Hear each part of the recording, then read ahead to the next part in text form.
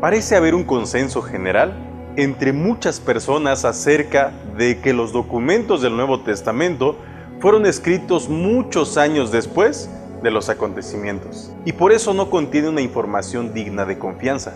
Sin embargo, la realidad es que la vida de Jesús fue escrita por testigos oculares o personas que recogían testimonios directos. Todos los escritores estaban vivos al tiempo de ocurrir estos sucesos y tuvieron contacto personal con los acontecimientos o con las personas que fueron testigos de ellos. Hay un fuerte testimonio interno de que los evangelios fueron escritos en fechas tempranas.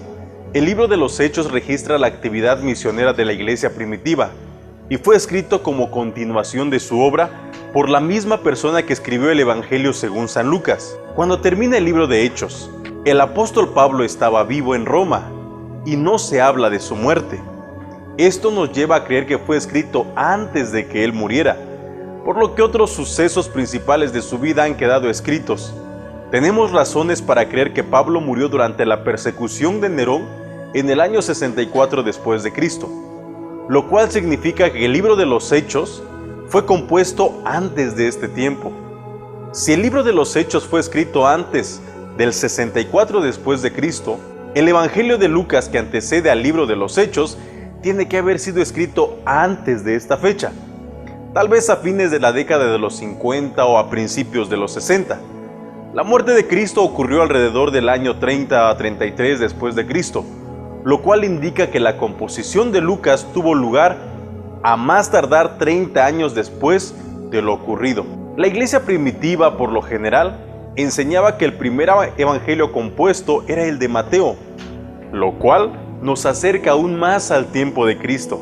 Esta evidencia nos lleva a creer que los primeros 3 evangelios fueron compuestos todos a unos 30 años de distancia de los acontecimientos, época cuando los testigos oculares enemigos todavía estaban vivos y podían contradecir su testimonio si no era exacto. Este tipo de evidencias ha hecho que el erudito liberal John Robinson ponga a los documentos del Nuevo Testamento fechas más tempranas de lo que la mayoría de los eruditos liberales quisieran que creyéramos. Robinson ha argumentado en su libro, titulado Nuevas fechas para el Nuevo Testamento, que todo el Nuevo Testamento pudo haber sido terminado antes del 70 después de Cristo, lo cual está todavía dentro del periodo de los testigos oculares. Los hechos comprendidos en el caso hicieron que el gran arqueólogo bíblico W. F. Albright comentara lo siguiente: ya podemos decir con firmeza que no existe en bases sólidas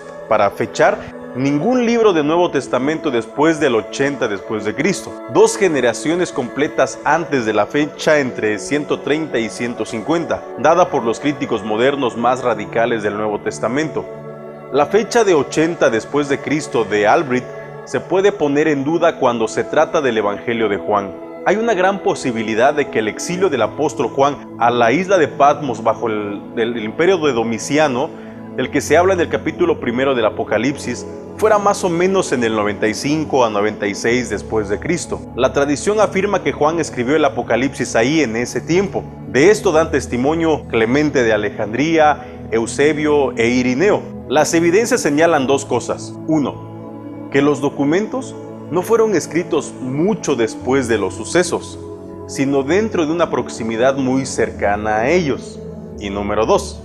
Fueron escritos por personas que vivían en una época en la cual muchos de los que conocían los hechos o eran testigos oculares de ellos todavía estaban vivos. Bueno, a todo esto, ¿a qué conclusión podríamos nosotros llegar?